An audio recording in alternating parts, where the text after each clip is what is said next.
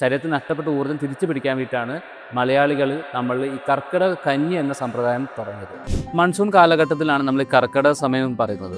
ഈ കർക്കിടക ടൈമിൽ നമ്മൾ കർക്കിടക കഞ്ഞി കൊടുക്കുന്ന സമ്പ്രദായം കേരളത്തിലുണ്ട്. ഈ കർക്കിടക കഞ്ഞിയിൽ ചെയ്യാനുള്ള കാരണം എന്താണെന്ന് വെച്ചെങ്കിൽ നമുക്ക് 2 കാലഘട്ടങ്ങളാണ് ആയുർവേദത്തിൽ പറഞ്ഞിട്ടുള്ളത്. ഒന്ന് ആദാനകാലവും പിന്നെ വിസർഗകാലവും.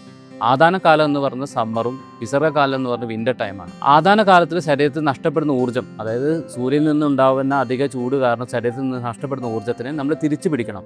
തിരിച്ചു പിടിച്ചില്ലെങ്കിൽ വിൻ്റർ ടൈമിൽ നമുക്ക് ആ എനർജി ഉണ്ടാവില്ല. അപ്പോൾ ആ തിരിച്ചു പിടിക്കാൻ വേണ്ടിയിട്ട്, ശരീരത്തിൽ നഷ്ടപ്പെട്ട ഊർജ്ജം തിരിച്ചു പിടിക്കാൻ വേണ്ടിയിട്ടാണ് മലയാളികൾ നമ്മൾ ഈ കർക്കിടക കഞ്ഞി എന്ന സമ്പ്രദായം തുടങ്ങിയത്. കർക്കിടക കഞ്ഞിയിൽ നമ്മൾ മെയിനായിട്ട് യൂസ് ചെയ്യുന്നത് ഞവര അരയാണ്. ഞവരയ്ക്കൊരു പ്രത്യേകത ഉണ്ട്, അത് ടോട്ടലി ഹെവിലി നറിഷിങ് ആയിട്ടുള്ളൊരു സീരിയലാണ്. ഞവര അരിയുടെ കൂടെ നമ്മൾ ചേർക്കുന്നത് കുറേ ഔഷധ ചൂർണ്ണങ്ങൾ ചേർക്കും. ഈ ഔഷധങ്ങൾ നമ്മൾ മുന്നേ നമ്മൾ കളക്ട് ചെയ്ത് വെക്കുന്നതാണ്.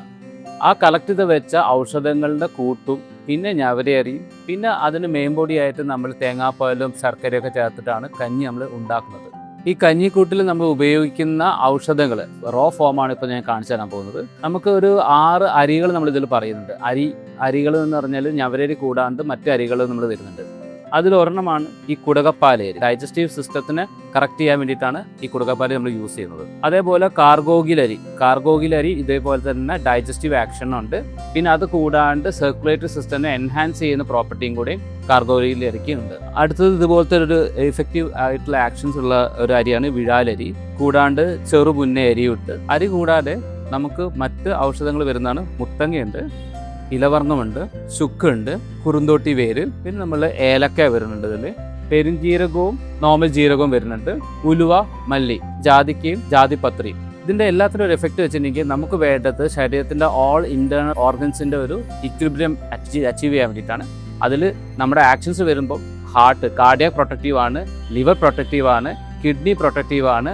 അതുപോലെ പാൻക്രിയാസും മറ്റു ഓർഗൻസിനൊക്കെ നല്ല രീതിയിൽ ഫങ്ഷണലൈസ് ചെയ്ത് കൊണ്ടുവരാൻ വേണ്ടിയിട്ടുള്ള കൂട്ടാണ് നമ്മളിവിടെ തയ്യാറാക്കി വെക്കുന്നത്.